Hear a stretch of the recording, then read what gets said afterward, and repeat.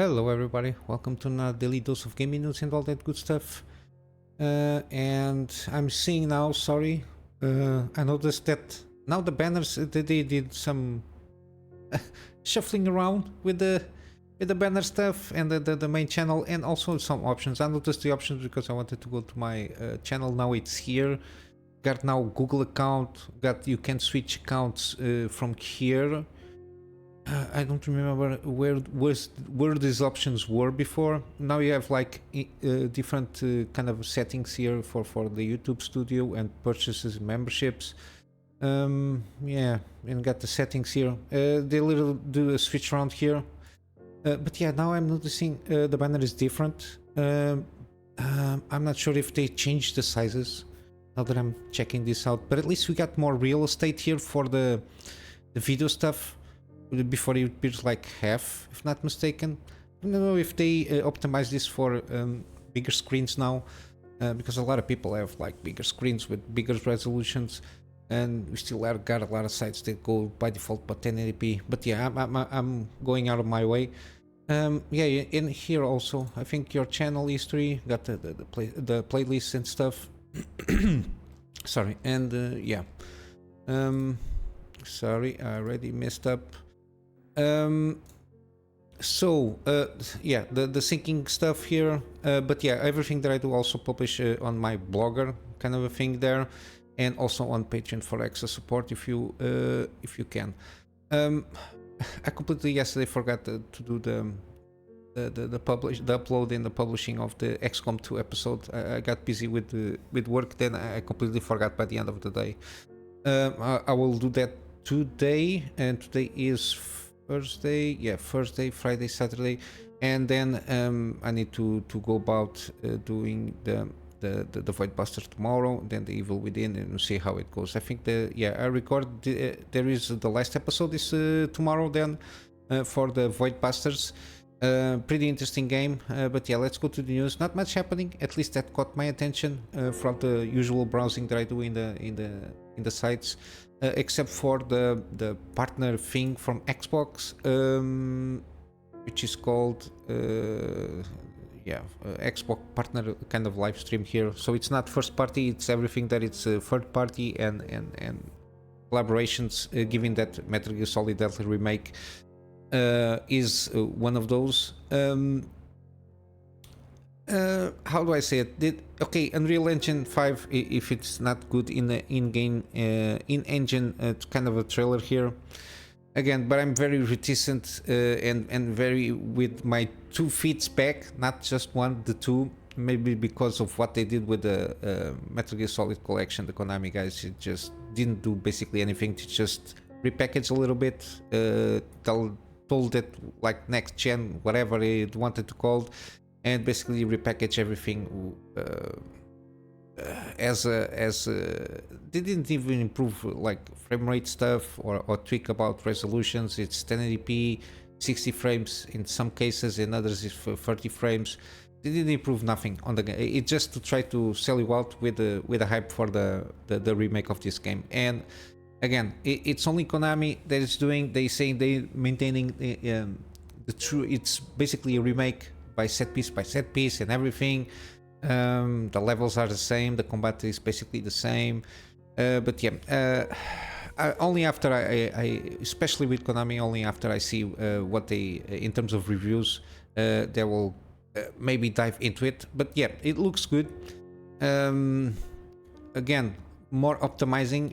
I don't know if it was from the recording of the live stream or whatever. It seems a little bit stuttery, but I think it's all. I watch kind of in a glance. The live stream itself it's half an hour. Didn't bring like anything game changing.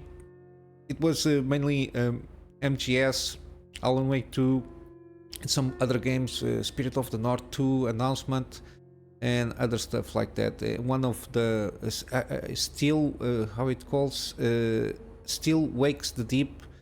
Kind of a little bit more of a trailer here. I don't know what kind of engine is that. Seems a little bit okayish at the moment. It's like seems like Amnesia kind of a thing there in first person. I don't think you have like weapons or something like that. It's about tools and unlocking puzzles and stuff like that to advance in the game. But yeah, this one. Oh, I think they also had Ark Survival, whatever it is. I don't know. It seems pretty okay, not okay, but seems pretty. A lot of people seem to play that game. It's like a crafting game or whatever it is. But yeah, so Survival Ascent here. I just pass through. It's not for me. These games, I don't like it. It's my taste. It's not the wrong taste or the right taste. It's not made for me. So I will not cover. Yeah, but this one, the Snake Delta remake, Snake Eater, whatever they are calling now. Again, the footage seems good. But yeah, nothing else to go about. Just nothing gameplay wise. It seems like a showcase scenario there. There is no real gameplay, just snippets here and there, but there is no HUD presentation or nothing, so people have like a sense of how the gameplay will look. It's more kind of trying to achieve cinematic. They're trying to a certain degree, I think, imitate Kojima, but some people are you cannot imitate. You can try it, but you see that it was not a poor attempt, but you can see they were trying to imitate like the presentation like usually Kojima does. But yeah, it is what it is. But yeah, we got Alan Wake 2, another trailer with some gameplay again from Saga. This is why I'm very also reticent regarding this. They are pushing too much Saga, in my opinion, for an Alan Wake 2 game. We only saw from, at least from my from what I saw in like 3 or 4 gameplay action sequences. Mainly it's Saga. I don't know why they're pushing introduction of a new character in a franchise that has the name of another person. I don't know. I don't know if they're trying to reach another market or I don't know. I really, it's one of those things that baffles me a little bit. It's Alan Wake universe. Supposedly he is the main character. At least on the first game he was, even though it's part of a very bigger universe. Because Control is part of also that universe, the game itself. Again, I will eventually play the game so I can get a better sense of how it interconnects with everything. But yeah, even though Saga supposedly is lured by how Alan Wake is trying to get out of the Shadow Realm or whatever it's called, the dark thing there. And of course it's... has to do with the mind, how the mind projects and creates reality by itself. But yeah, I see too many focuses on Saga. Again, I'm not sure also if it is because of spoiler stuff. I suppose that Alan Wake will be very heavy on terms of spoilers in terms of gameplay. I think the actiony part here, in terms of like more shooting, more stuff like this, is going to be part of Saga. Mainly because he's a supposedly trained FBI agent, so she can handle better the gun part there. And I think we will see a lot of more psychological and more puzzle kind of a thing there, kind of mechanics there, trying to solve mysteries and trying to unravel more of the story. I think will belong more to Alan Wake. At least that's my sense from what I've been seeing here. And yeah, yesterday we got a lot of those things with the fake frame rates and the technologies. This we'll see how it goes, but yeah, it seems pretty good, even though they focus too much on Saga in my opinion. But yeah, because she's a secondary, it's like putting a trailer of the movie of I don't know, Mission Impossible. Everything is about Ethan Hunt, sorry. Ethan Hunt.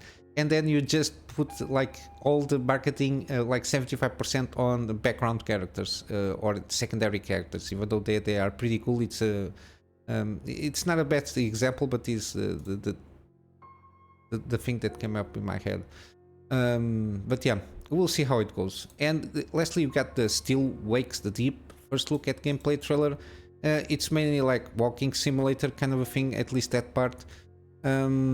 Yeah, it's more about psychological horror, kind of Amnesia kind of a vibe there, at least from what I saw.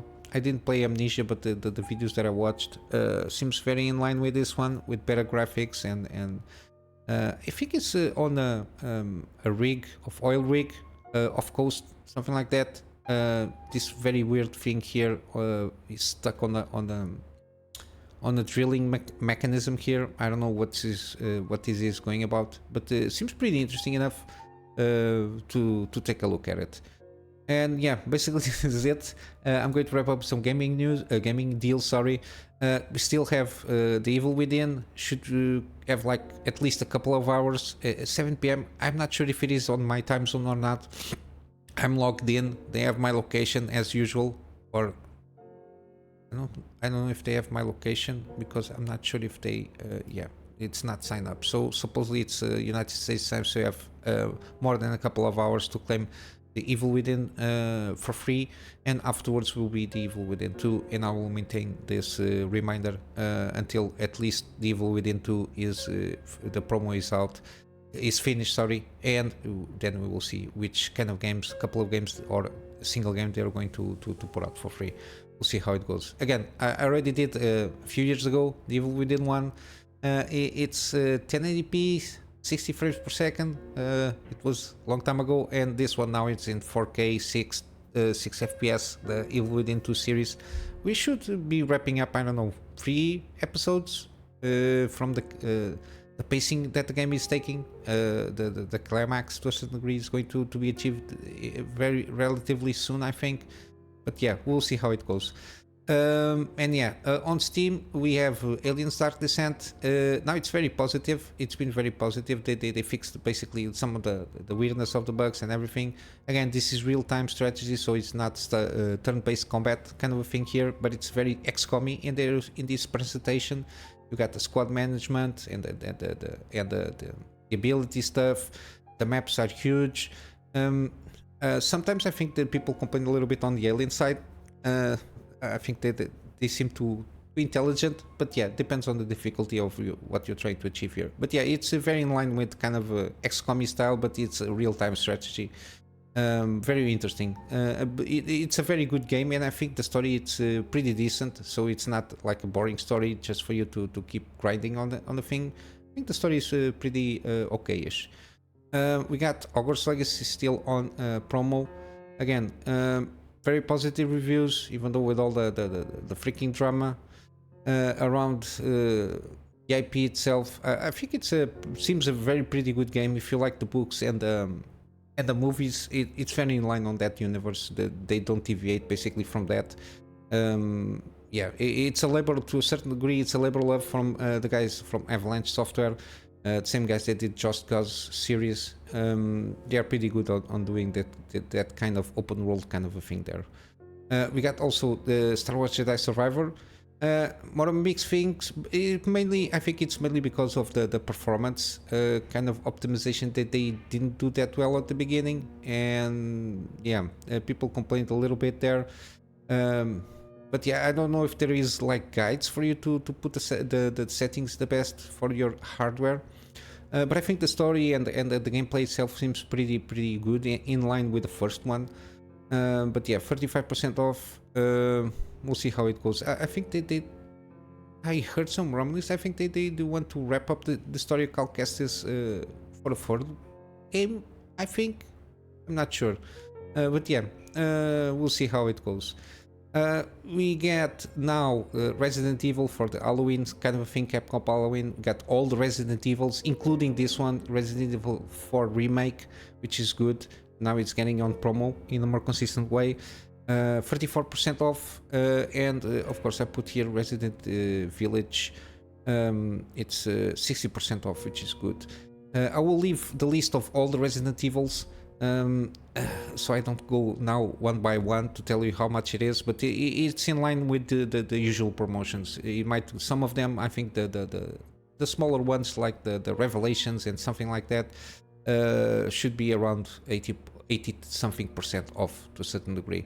But yeah, very good series. Their remakes are very good, and the fact that they have the soft reboot with Resident Evil 7, which I also have a gameplay series, they start managing to get more in their roots, even though the gameplay now is in first person.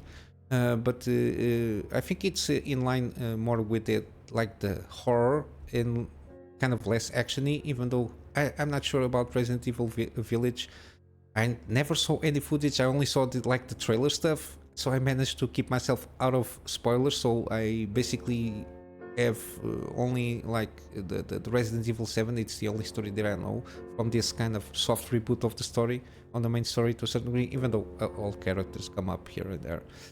But yeah, we'll see how it goes in terms of how I can handle and maybe I will try to buy all the Resident Evils, at least these ones, the most recent ones, and the remakes, and like doing gameplays of their series, yeah, because I quite enjoy the Hollywoodish kind of style that they're going to.